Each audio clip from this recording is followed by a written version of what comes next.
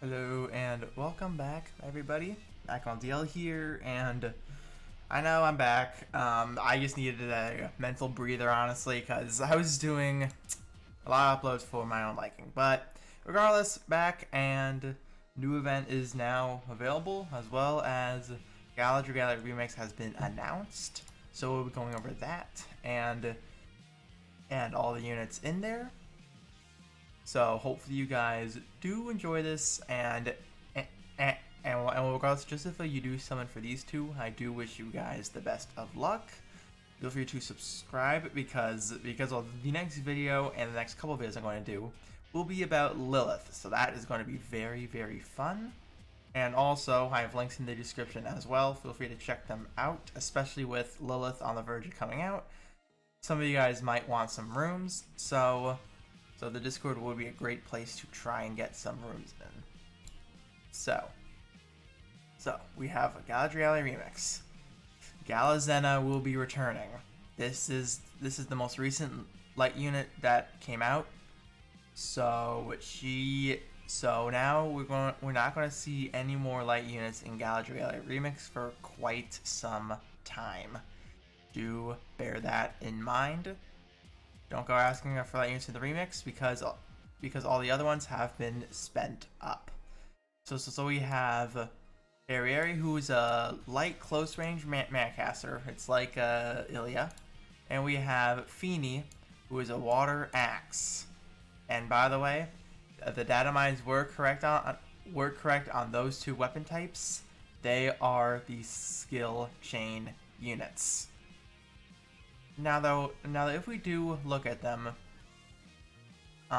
you will notice that these skill chains, they are not Gala Alex. Gala Alex just absolutely introduced that mechanic and broke it. These two are a more balanced version of that. So, let's get on to reading. So, first of all, we have Scramble, which is actually a pretty cheap shareable, which is not bad at all. Not bad. This skill can only be used when the user has one or more armament gauge charges, consumes one charge of the armament gauge, deals damage, and inflicts flash burn. You can aim with this. Actually, not bad right there. Not bad. And also something else. This fills automatically. Well, when it came to Gala Alex, your standard attacks and force strikes, they were able to charge the gauge. It doesn't look like that will be the case. So it really comes down to how fast it fills. If it fills fast, cool. If not, then oof. So now we have Overclock. So once again, can only be used one or more gauge charges. Consumes one charge, activates Overclocked. So this is a unique buff. During Overclock, the user's standard attacks will be powered up and damage to flash burned enemies will be increased. Lasts 15 seconds. Enhanced standard attacks and flash burn Punisher 15%. That's actually pretty nice. So she'll be a light standard attack unit. So that will be interesting. It'll be really interesting. Now we really need a light standard attack unit. Then yeah, she could be good at just run damage, strength, standard attacks, and she's actually stupid good. Honestly, the gauge accelerator, and actually, when you hit below 40% HP, you gain shield. So it's a 50% shield, one use. The max HP when HP drops to 40%. It does not stack with any other shields, and it benefits your whole team. That's nice. Mana super capacitors. I'm not pronouncing that right too. Grants user an armor gauge that has 2 charge levels. So 2's at the max. That's not 3 like Alex, and fills automatically. It is obviously faster than the first variation of it. Abilities that increase skill gauge fill rate will not affect this automatic increase, and the user's attacks will not fill this gauge. So it is strictly automatic. It is it's gonna be like how Guden's S2 works. It's gonna be how Albert's S2 works. So it will mostly be a waiting game, but we need to see how fast this fills. Poison res, pretty nice, and also emergency battery unit too. I'm not gonna lie, I do like this. When the user's HP drops to 30%, consumes the entire armament gauge and restores HP to the user based on the amount consumed. After activating, this ability will not activate again for 90 seconds. So in short, she has a built-in safety net. I do like that a lot. I do like that. That's going to help her survivability immensely, while still making her be pure standard attack flash burn based.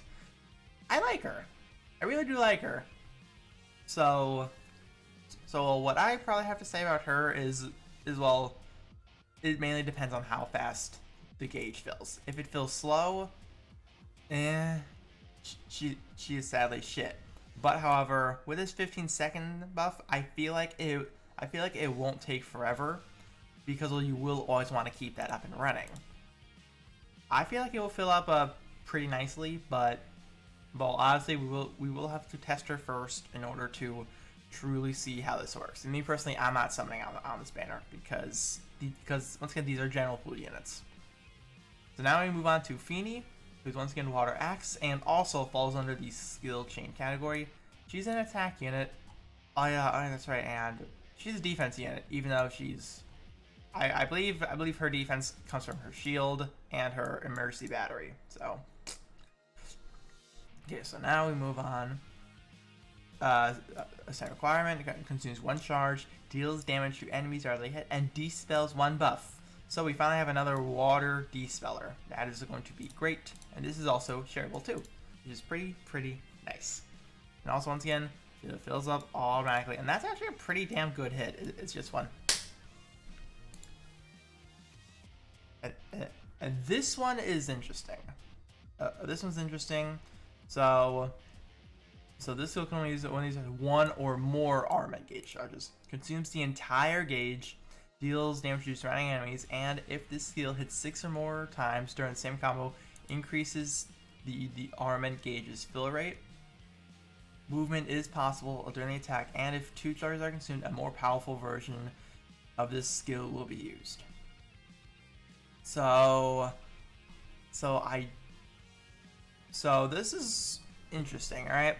So the first version, you can't get the 6 hits unless if there are multiple enemies around.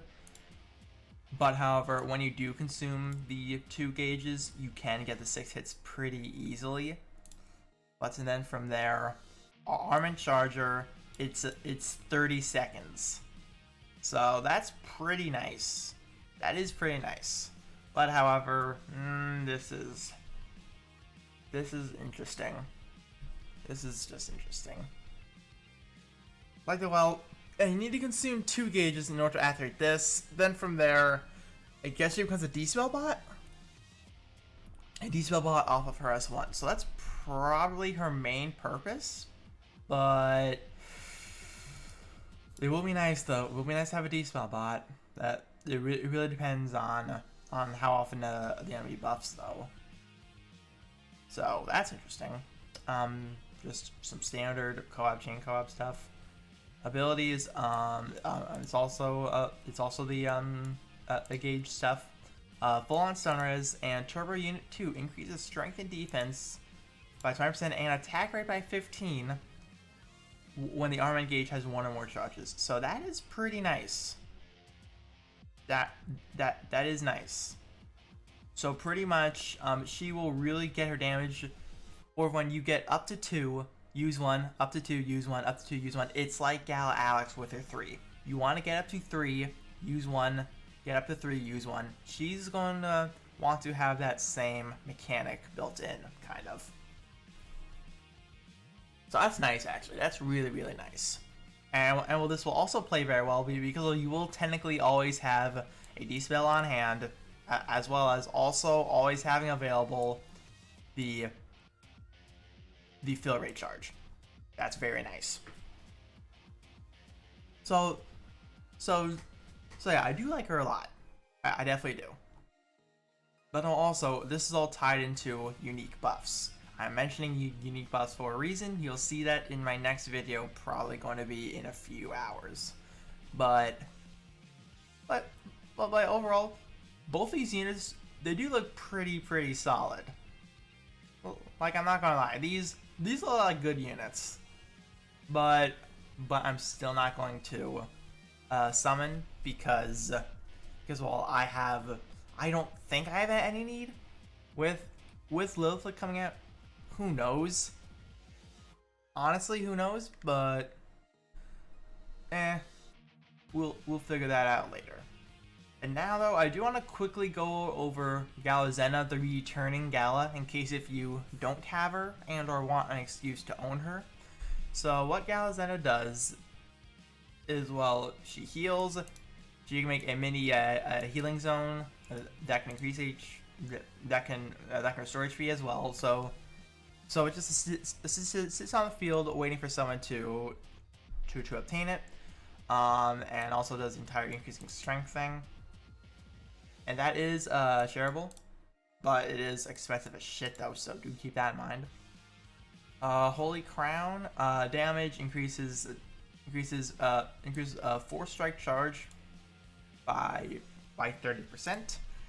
It's pretty nice, I would say. It's pretty nice. Recovery potency, a flurry devastation, pretty nice. She gains and its Bucks gauge. It fills when the first or second skills are used. Once completely filled, it grants Twilight Moon effect, which, by the way, you can use first and second seal, and this will fill, or just first, or second. This does work. When Twilight Moon is active, grants the user a unique force strike with 5 increasingly powerful charge levels. It cannot stack when consumed on use. It's a big force strike. It does take a while to charge, but it does a lot of overdrive damage when built correctly. Sacred Shield, Poison, and Curse Res, very nice. And this is what makes her really cool. It increases when a ability increases the user's HP, their strength will increase based on the amount of HP gained. This bonus strength will be reduced if the user is below max HP relative to the amount of HP lost, and will return if they are healed. This strength buff is not triggered by HP increases from collabs and chain collabs. So what this means is you can equip like Liger or Galagine, regular Jean, my bad. Print an HP dragon, and it will convert that HP into strength while still keeping that HP. So, for example, with regular Jean, she becomes a 60% HP and 60% strength dragon. With Liger becomes a 35% HP dragon and a 70% strength dragon. Pretty nice. This makes her really unique for that little additional dragon on some units. Really nice. But beyond that, I would say if you don't have her, it's a very tempted summon. I will say that. I do know that one person is going to argue to the absolute death because this is his waifu, but I would say if you own Hildegard, you should be fine. That's my opinion. Hildegard has much more heals. She's more of a DPS healer. A 4-strike DPS healer, my bad. But in my opinion, if you own Hildegard, you are fine on healers. But however, just for you want her for her, your currency, you're on risk. But do keep in mind, the next limited banner we get is 2.5 Annie. So be careful. Tread extremely cautiously. But the same thing applies for these units. Because they're general pool, I am not summoning, but however, might be swayed depending on how hard Lilith is. If Lilith turns out to be incredibly hard, might be worth investing in these. But however, if you could manage just fine on Lilith, you should not need to pick these up. Because of me personally, if I can beat Lilith just fine, I will not pick these up. Because I feel like I don't need them that much. But either way, that is it for this video. Hopefully you guys did enjoy. Hopefully you guys are excited for these units because these are some solid units. I'm not gonna lie, I really like these units a lot, but oh well. So once again, feel free to subscribe for more content. I do have a video coming out later today discussing more Lilith stuff that was revealed today. I know a lot of people already discussed about that. What I will say is that please refrain from Lilith comments until that video. I want to open out as much discussion as possible for potential options. And also there are links in the description as well. Feel free to check them out. Twitter and Discord will be a much better place to get a hold of me than in YouTube comments. I kind of just read them, but regardless, I will see you all in the next video. See ya.